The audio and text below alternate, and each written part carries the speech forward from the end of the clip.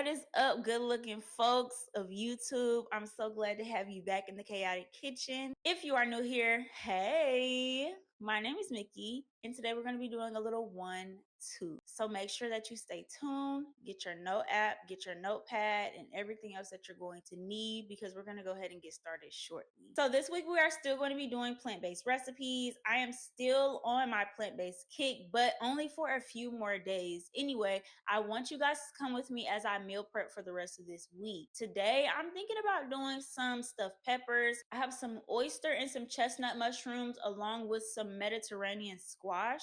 I'm also going to add some garbanzo beans. I got most of my peppers from the farmer's market, so I have a couple of ivory peppers, and then I also just have some regular bell red peppers. Those are my favorite. I don't know about y'all, but it's something about the red peppers that just do it for me every time. So we're gonna go ahead and hop right on into it. But before we get started, I need a couple of things from you guys. First and foremost, I need you to like this video, drop a comment, and let me know what you think about the plant-based series. Is this something you want to see more of? Is this something you don't really care for? Let me know. Also, next, go ahead and subscribe to my channel if you have not done so already. I don't know what you're waiting on, but you already know I'm giving you that good content that you need every single week. So make sure you hit the subscribe button and turn on the post notifications as well. Also, some of you guys might not know, but I have started another YouTube channel dedicated to just baked goods and desserts only. This is something that I want you guys to tap into, so make sure that you go ahead, subscribe to this channel, like and comment on those videos as well, and then you can also find the link to that channel in the description below.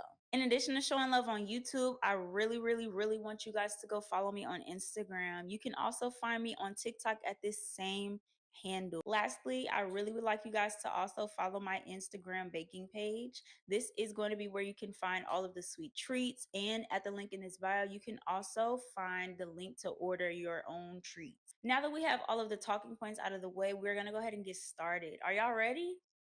Because I know I am. Let's go. All right, y'all. So let me start off by saying with this recipe, I was completely skeptical. Like, I didn't really know what I wanted to do, but I knew I had hella vegetables, and I was like, you know what? Let's just do a stuffed pepper. I know people are used to having meat in their stuffed pepper, cheese, all of the things, but of course, this is a plant-based recipe, so I use strictly vegetables. And I was very pleased and impressed with the taste overall, because I didn't think that, just vegetables could taste this good, but it was really yummy. I would definitely make it again. So to start out, we're going to cut our peppers in half, and then we're going to place them skin side up in a baking dish.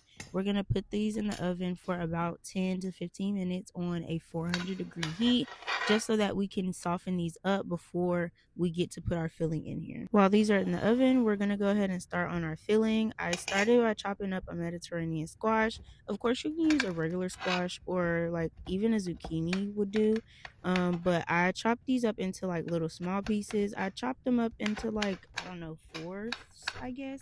But I thought those were too big, so I chopped them up into even smaller pieces, just because I didn't want like huge pieces in my little old pepper. So yeah, like I always say, it's your kitchen. So if you feel you want to do like bigger chunks, that's totally fine. I feel like the smaller the vegetables and the smaller the pieces, it is a little bit more easier to eat the overall dish, but to each his own. So I know a lot of people are not fans of mushrooms, and I totally get it. It's a texture thing, and that's perfectly fine. But if you want to use an alternative to mushrooms, you could go for eggplants. You could also do maybe like some jackfruit if you can get your hands on some, or you could really just go with a nice crunchy texture and do carrots, or even go the walnuts route. But once again, y'all know I love mushrooms. So I use two different kinds of mushrooms in this recipe today. These are chestnut mushrooms.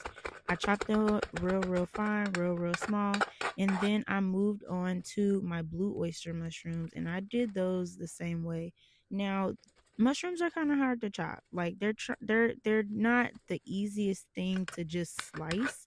So I really had to put in some arm work to get them to the desired size that I wanted. But it was worth it because it was delicious. So once I chopped those up, I made sure to press them with a paper towel to make sure that all of the water was out, because I don't want them to start like wilting or maybe even steam as I'm cooking them. I want them to have a nice crisp to them. So I'm going to dry them off as best as I can, and then we're ready to start cooking. Along with these vegetables, I also prepared a can of garbanzo beans, and I let these cook while I was chopping up my vegetables. And then I also, during that time, took out my peppers so that they didn't get too black. I just wanted them to cook down a little bit. So in my large pan, I'm going to add a little bit of olive oil just to get it going. And I'm also going to add some garlic and let that saute a little bit before I add my veggies.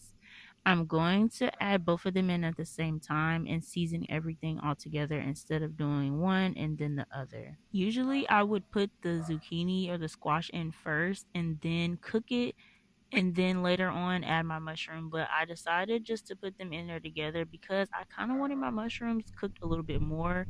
These aren't like your average white mushrooms. These have a little bit more meaty texture to it, so it does need to cook down a little bit more. I season my vegetables with the seasonings on the screen, and then I mix them together and just let them sit for a good while. I honestly can't tell you how long I let them cook because y'all know I like my stuff a little bit burnt, but not to the point where it's charred. So I would say probably about 10 to maybe even 12 minutes. You don't have to stir it the whole time. I let mine sit on the stove top for quite some time just because I wanted it to get a nice crisp to it also. But I also kept checking on it and stirring it every once in a while just to make sure that everything was cooking according to plan. Now, I cooked these on like a 4 to 5 heat because I didn't want them to cook too fast and burn. But you can cook them on a lower heat and do like a low and slow type of vibe. I would say nothing more than a 5 should do, because you want your mushrooms and your zucchini or your squash to cook evenly, and you want everything to be cooked thoroughly as well. Once I felt like the vegetables were finished cooking, I went ahead and added my garbanzo beans, and then I seasoned them with some onion powder and some meat and veggie seasoning. I tossed them around in the pan for a little while just to get everything mixed up, and then I felt like it was done, so I went ahead and prepped my peppers. I flipped them over, and we're still going to put these back in the oven for a little while, so you can leave your oven on 400. I stuffed my peppers to my desired liking, and then I literally just put them in the oven for probably about 10 minutes, let them get a little roast to them, and then you're really done. I feel like this could go really well with some rice. Of course, you could do another side of vegetables. If you are not doing strictly plant-based, you could top it with a little bit of cotija cheese or just a nice little feta if you feeling froggy. But this was really, really yummy. This is probably on my top 10 recipe list for sure. It is something that I would run back, but I will say it's got a different little taste to it. It was something that threw me off, It's different. but I liked it. Hopefully y'all do too. See ya.